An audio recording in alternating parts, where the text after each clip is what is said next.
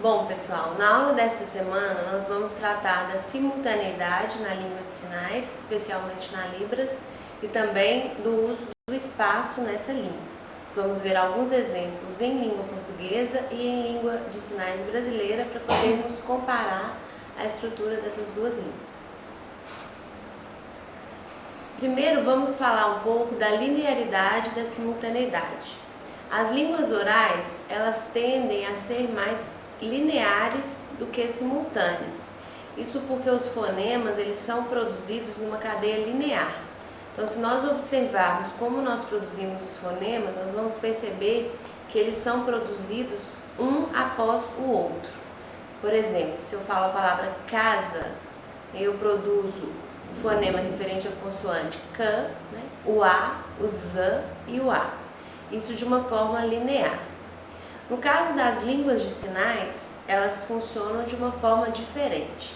Essas línguas, elas são mais simultâneas. Por quê? Bom, essa simultaneidade, ela está ligada ao fato de que essas línguas são produzidas no espaço e elas são línguas tridimensionais. Então, por essas características dessas línguas de sinais, a gente vai ter algumas estruturas mais simultâneas do que nas línguas orais, apesar de termos também estruturas lineares nas línguas de sinais. Vamos ver alguns exemplos agora. Por exemplo, no nível fonológico, nós aprendemos nas últimas aulas sobre os parâmetros da Libras.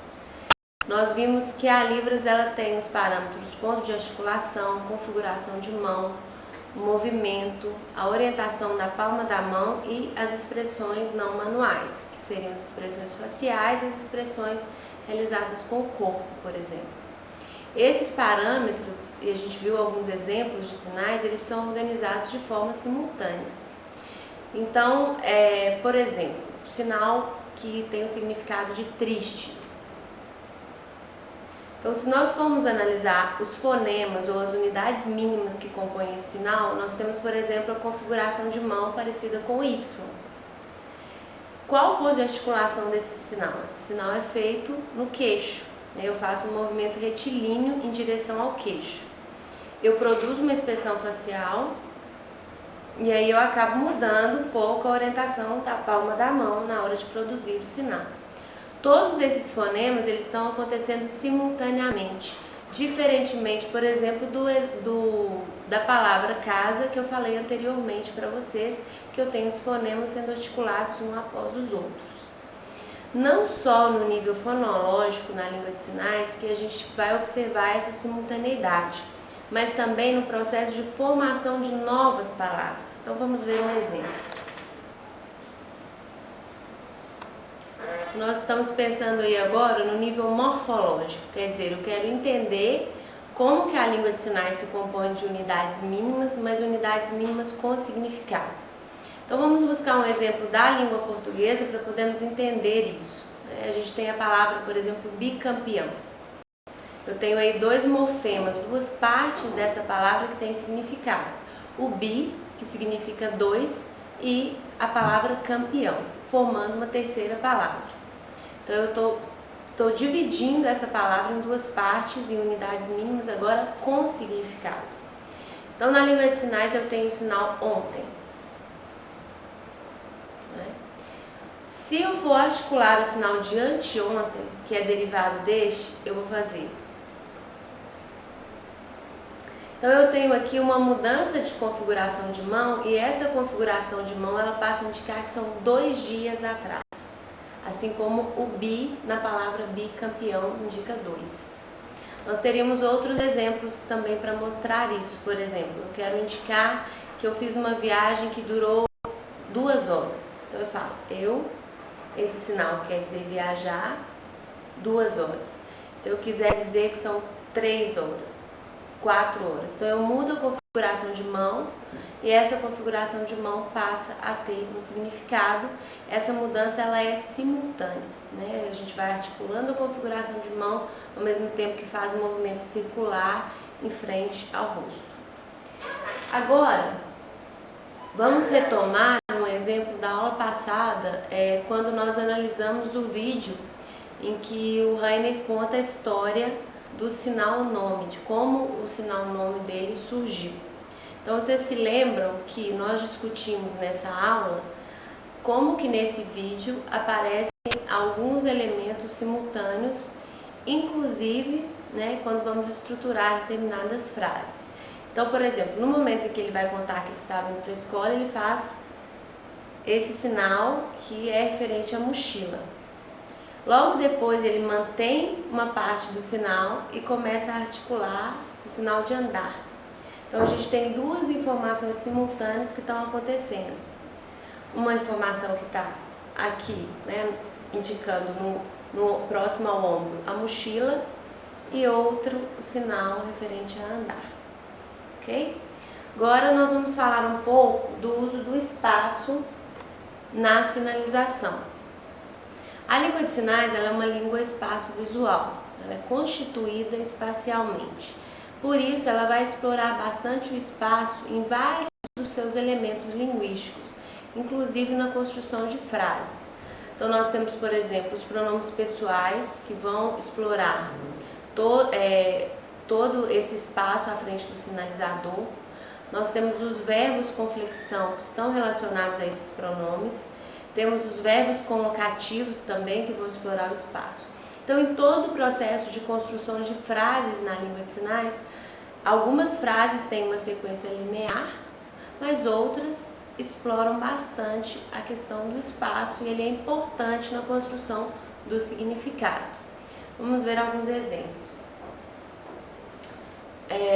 Inicialmente, a gente precisa entender que na língua de sinais, os pronomes eles vão se constituir no espaço de frente, né, do sinalizador, ou seja, da pessoa que está realizando ou que está construindo as frases em língua de sinais.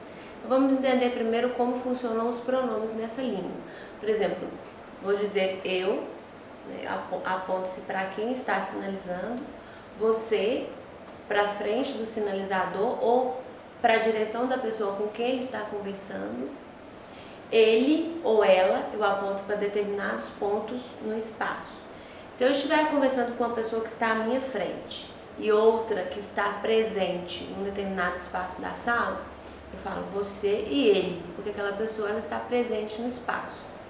Caso aquela pessoa saia da sala, eu posso continuar apontando para aquele espaço onde ela estava e o meu interlocutor vai compreender que eu estava falando, continuo falando também daquela pessoa.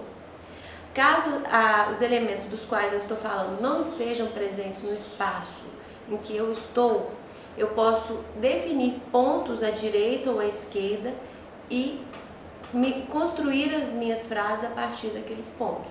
Então eu faço, por exemplo, estou falando que há duas pessoas conversando, falo João e Márcia estão conversando, então eu faço. Eu aponto para cá, eu vou me referir ao João, aponto para cá, eu vou me referir à Márcia. Então todo o esquema dos pronomes ele está articulado a partir desse espaço à frente do corpo do sinalizador. Outros exemplos de pronomes, eu posso dizer eu, você, posso dizer vocês dois, vocês três, vocês quatro ou vocês, fazendo um movimento circular. Posso dizer eu e outra pessoa que está junto comigo, nós dois, nós três, nós quatro, ou nós, que aí não há uma quantidade de pessoas definida, ok? Vamos falar agora dos verbos com flexão em língua de sinais. Geralmente, quando nós vamos classificar os verbos em língua de sinais, nós pensamos em três tipos de verbos, né? Os verbos chamados verbos simples, esses verbos eles não têm concordância. Então, se eu falo eu aprendo, você aprende, nós aprendemos, eles não têm concordância com a pessoa e nem o número. Mas existem outros verbos em línguas de sinais que fazem a concordância com a pessoa e com o número. Então, por exemplo, se eu for dizer que eu perguntei algo a você, eu falo. Se você me perguntou, eu mudo a direção em que eu construo, né, o sinal. Eu pergunto, você me pergunta. Ou eu respondo a você, você me responde. Ou dar alguma coisa a você, você me dá alguma coisa. Esses verbos também concordam em número, né? Se eu quiser dizer que eu quero dar uma coisa a 2 pessoas, eu faço. Então eles têm todo um processo de flexão de número e pessoa. E esse processo vai ser construído no espaço a partir das referências. Então vamos voltar àquele exemplo do João e da Márcia. Se eu vou dizer que o João deu um presente à Márcia, eu posso dizer João. E aí eu localizo esses 2 personagens em pontos no espaço, ok? Outro tipo de verbo também que explora o espaço são os verbos chamados verbos com locativo. Então esses verbos eles não têm concordância para pessoa, mas eles vão ser construídos a partir de uma referência espacial, né? Então vamos ver alguns exemplos. Se eu for dizer que eu vou a algum lugar, posso fazer. Por exemplo, fui ao clube. Se eu for dizer que alguém chegou na escola e eu estou na escola, eu faço. Ou vou dizer que alguém veio à minha casa. E aí eu não preciso dizer minha casa, não, eu já faço com a direção. E aí eu já mostro que é a minha casa. Eu vou na sua casa. Eu faço sua direção. Então são outros verbos que exploram, né? Por exemplo, eu posso fazer ir e vir. Então a direção, a partir da qual eu construo as frases com esses verbos, também explora o espaço. O espaço ele também é explorado na construção de frases de diversas formas. Eu posso pensar, por exemplo, em fazer um sinal num determinado espaço, num determinado ponto de sinalização. Posso apontar para esse ponto que eu construí anteriormente. Posso olhar para esse ponto. De todas essas formas, eu estou construindo uma frase explorando o espaço em língua de sinais. Então, por exemplo, eu vou fazer que eu trabalho em 2 escolas, uma de manhã e uma à tarde. Eu posso localizar essas escolas em um ponto, em outro. Então eu vou fazer trabalhar e o escola, mas eu vou localizar. Esse é o sinal para trabalhar, esse é o sinal para escola. Então,